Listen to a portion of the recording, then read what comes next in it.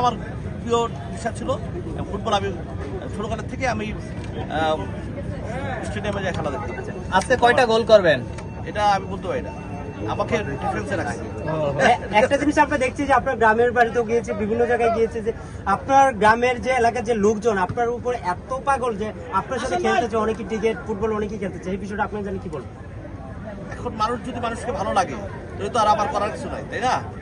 এখন মানুষ আমাকে ভালোবাসে, এই জন্য আমার জন্য তারা ভক্ত ভালোবাসে, এই তো আর তো কিছু না। আপনার অনেকদিন সিনেমা আসতেছে না, নতুন কি সিনেমা আমরা পাবো?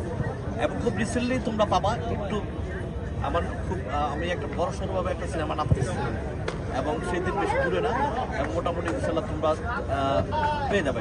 ভাইয়া, আপনার কাছে আমার একটা প্রশ্ন আছে যে সালমান 29 বছর পর সালমান স্যার পরিবার বিচার পেতে যাচ্ছে, সেই বিষয়টা নিয়ে কি বলবেন আপনি?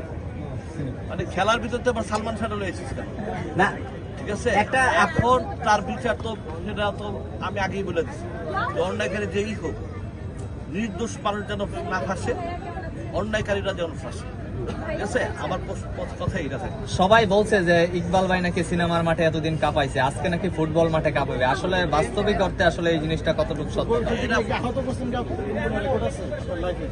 ফুটবল খেলতে যে আহত আমি হয়েছি এবং একজন হয়েছে, হ্যাঁ, এটা অনেক আগের কথা, ছোট সময়ের কথা, ঠিক আছে? আমার খেলতে যে তার পাও ভাঙছে, ঠিক আছে, এইটা অনেক আগের কথা। আপনার কাছে বাংলাদেশের সিনেমা ইন্ডাস্ট্রি সুপারস্টার কি? আমার কাছে কেন বুঝলাম না, মানে আপনার কাছে কি, আপনার দৃষ্টিতে?